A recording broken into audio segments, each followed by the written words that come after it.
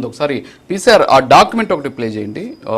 వెంకటరెడ్డి గారు ఇప్పుడు మీరు చూస్తున్నారు, ఇప్పుడు వస్తుంది డాక్యుమెంట్. సో ఆ డాక్యుమెంట్ వచ్చేసి పెద్దిరెడ్డి గారి కుటుంబం మీద పెట్టినటువంటి కేసు. ఈ కేసు ప్రకారం దాదాపుగా కూడా ఫారెస్ట్కి సంబంధించి ఉన్నటువంటి ల్యాండ్లో ఇందాక నేను చెప్పినటువంటి భూముల్ని అంటే దాదాపుగా కూడా 32 ఎకరాల 63 సెంట్ల భూమి వాళ్ళు ఇచ్చినటువంటి రిపోర్ట్స్ ప్రకారం వాళ్ళు సమర్పించినటువంటి డాక్యుమెంట్స్ ప్రకారం 75 ఎకరాల 74 సెంట్లు మాత్రమే పెద్దిరెడ్డి కుటుంబానికి ఉంది. కానీ అక్కడ ఫెన్సింగ్ వెళ్ళి వాళ్ళు సర్వే చేస్తే 103 ఎకరాల 98 సెంట్లు భూమి ఉన్నట్టు గుర్తించారు. దీనంతా కూడా మొత్తం ముగ్గురు, జిల్లా కలెక్టరు, అలాగే ఎస్పీ, అలాగే అనంతపూర్ కన్జర్వేటర్, వీళ్ళు ముగ్గురితో కలిపి కమిటీ ఏర్పాటు చేసి దీని మీద వెళ్లడం జరిగింది. అయితే షోకాజ్ నోటీసులు ఇచ్చారు. షోకాజ్ నోటీసులు ఇచ్చి 15 రోజుల్లోగా సమాధానం ఇవ్వాలని చెప్పి కోరినా సరే దానికి సమాధానం లేదు.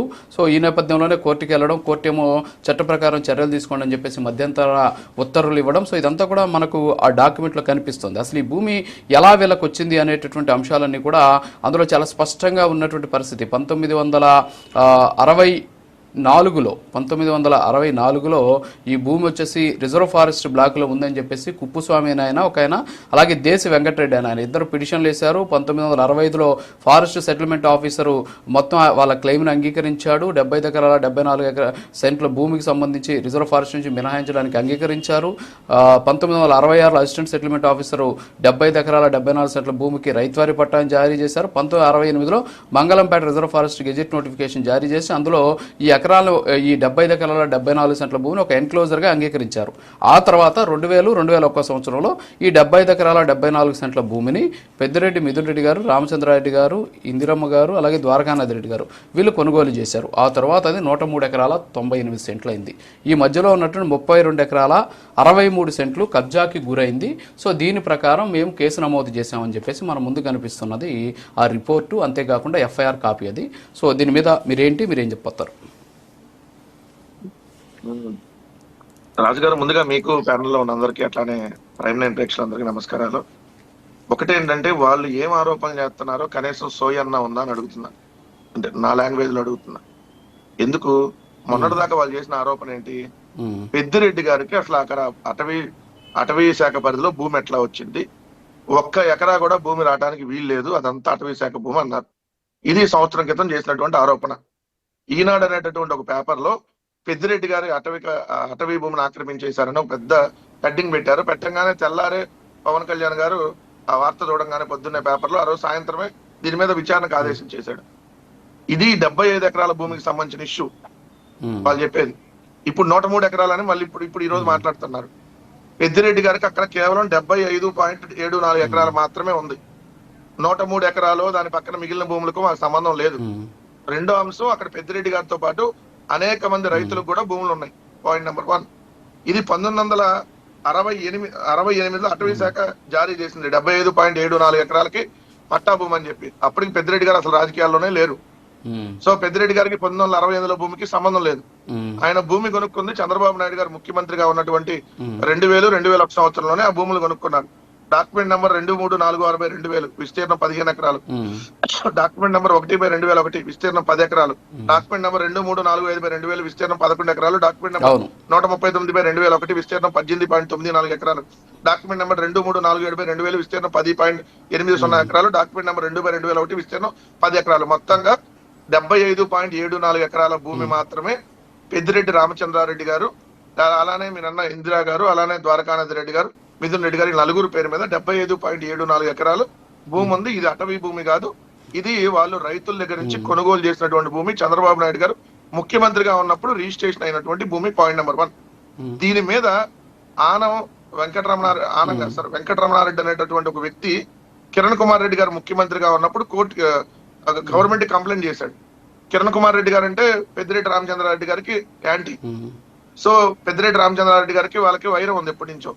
అదే కిరణ్ కుమార్ రెడ్డి గారి ప్రభుత్వంలో ఎంక్వైరీ చేశారు ఈ భూమి అటవీ శాఖ భూమే లేదంటే నిజంగా ప్రైవేట్ వ్యక్తుల భూమే అని ఎంక్వైరీ చేసి ఆ ప్రభుత్వం, అది కాంగ్రెస్ పార్టీ ప్రభుత్వం, ఎంక్వైరీ చేసి ఇది రైతులకు సంబంధించినటువంటి భూమి, ఇది ఎక్కడ అటవీ శాఖకి సంబంధం లేదని చెప్పి వాళ్ళు ఆ ప్రభుత్వం ఎంక్వైరీ చేసి ఇచ్చిన తీర్పు.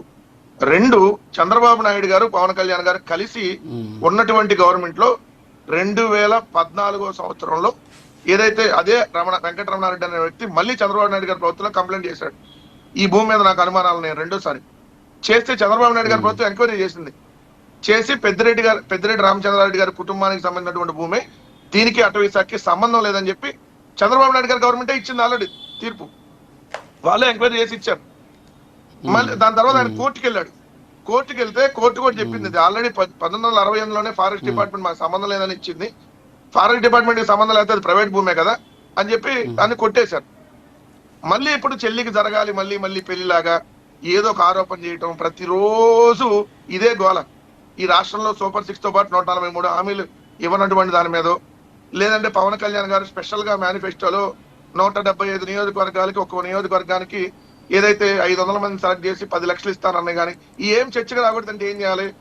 అతను ఇసుక కుంభకోణం చేశాడు, ఇతను లెక్కరు, లేదంటే ఇతను ఎర్రచందనం, ఇతను భూములు ఆక్రమించాడు, ఇదే గోల ప్రతిరోజు. ఏమన్నా చేశారా అంటే ఇప్పటి వరకు ఏం లేదు. ఇది అసలు కేంద్ర అటవీ శాఖకి సంబంధించింది, ఈ రాష్ట్రానికి ఏం సంబంధం? Point number 1. మీరేమన్నా ఉంటే కేంద్ర అటవీ శాఖకి చేయండి, మాకు ఇట్లా ఉందని చెప్పి వాళ్ళు వస్తారు.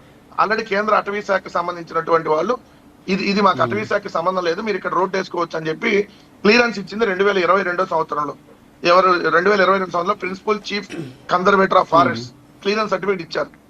ఎందుకు అక్కడ రోడ్ వేసుకోవడానికి అని చెప్పి ఇక్కడ రాష్ట్ర ప్రభుత్వానికి పర్మిషన్ అడిగితే కేంద్రానికి సంబంధించి అటవీ శాఖ నుంచి కూడా రావాలంటే కేంద్ర అటవీ శాఖకి మళ్ళీ వెళ్తే ఇది మాకు సంబంధం లేదు, మా భూమి కాదు, మీరు రోడ్ వేసుకోవచ్చు అని చెప్పి క్లియరెన్స్ ఇచ్చింది. 2 అక్కడ మామిడి తోటలు గోవుల్ని పెంచుతా ఉన్నారు. అక్కడ దాదాపు 1000 గోవులు ఉన్నాయి. అక్కడ ఏదో పెద్ద బిల్డింగ్లు కట్టేశారని, లేదంటే మీరు ఏదో ఫోటోలు తీయటము ఎన్నాళ్ళు చేస్తారు? ఇందా పురుషోత్తమ రెడ్డి గారు చెప్పారు, సంవత్సరం పట్టిద్దా ఏమైనా ఆరోపణలు చేయడానికి?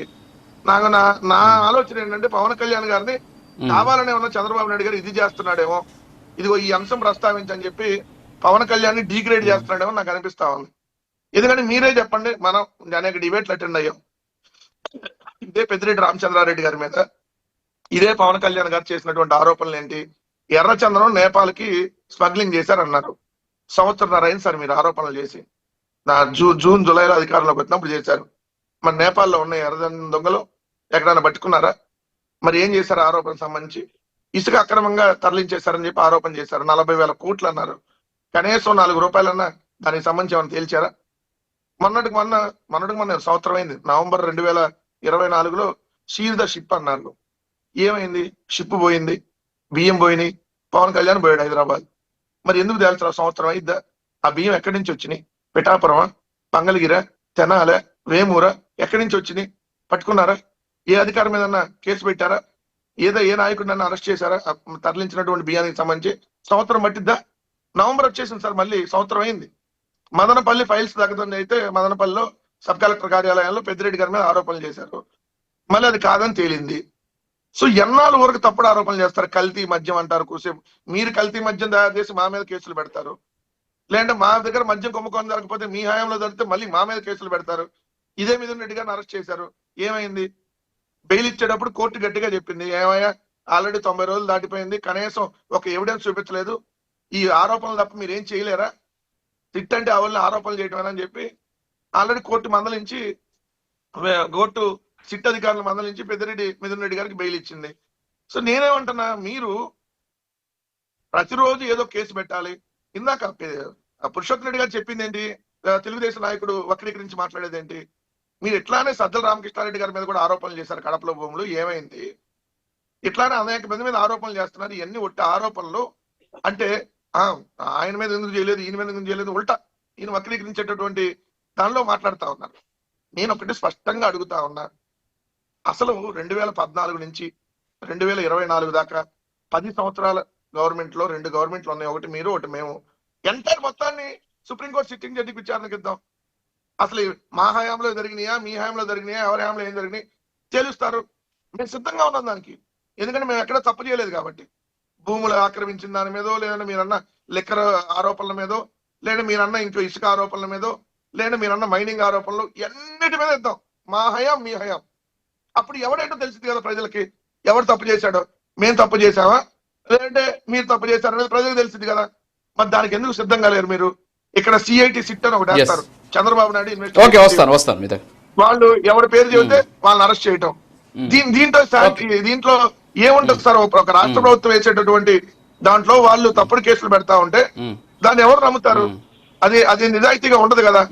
ఇవన్నీ మేము అనేక సార్లు చెప్పాం. రాష్ట్ర ప్రభుత్వం టీడీపీ జనసేన నాయకులతో కాదు కదా సార్ వేసింది, అంటే పోలీసుల మీద కూడా నమ్మకం ఉండదా? కాదు సార్, ఇప్పుడు పోలీస్ సిట్టేసింది అధికారులు టీడీపీ పెడతారు, లేకపోతే పోలీసులు జనసేన వల్ల? బీజేపీ నాయకులతో కాదు కదా, రాష్ట్రంలో ఉన్న పోలీస్ అధికారులతోటి. సరే పోలీస్ అధికారులు ఎందుకు రాష్ట్రంలో ఉన్న చచ్చిపోయాడు పోలీస్ అందరికీ అధికారులు తెలుసు కానీ ఇప్పుడు అది ఎవరు కాదు సార్ నేను చేస్తారు? చెప్తున్నది.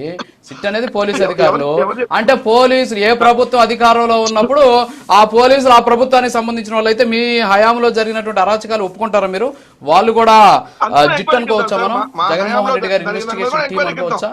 థర్డ్ పార్టీ ఎంక్వైరీకి ఇద్దాం అంటున్నా. నేను ఎక్కడ అంటలేదు కదా. అప్పుడు మేము ఓకే, తప్పు ఓకే. చేసాము, వాళ్ళు తప్పు చేశారు తెలిసింది కదా. చేద్దాం, రెండోది చేద్దాం, ఇదే పోలీసుల చేద్దాం. మీద అనేక సార్లు హైకోర్టు చేద్దాం. కానీ సుప్రీంకోర్టు అదే, కానీ సిట్ అంటే ఏ అందుకే విధంగా మందలించిందో మీరు చూడలేదా రాజు గారు? ఇదే వస్తా సార్, పోలీసుల మీద టైం అయిపోతుంది మనకు. కాదు కదా, ఎస్ ఎస్ ఇంకో సబ్జెక్ట్ కూడా ఉంది దాని మీద కూడా. పనిచేసేటటువంటి- అవునవును చేద్దాం. ఒక్క సెకండ్ హైకోర్టులో పనిచేసేటటువంటి డ్రైవర్ నే హైకోర్టులో పనిచేసేటటువంటి డ్రైవర్ నే పోలీసులు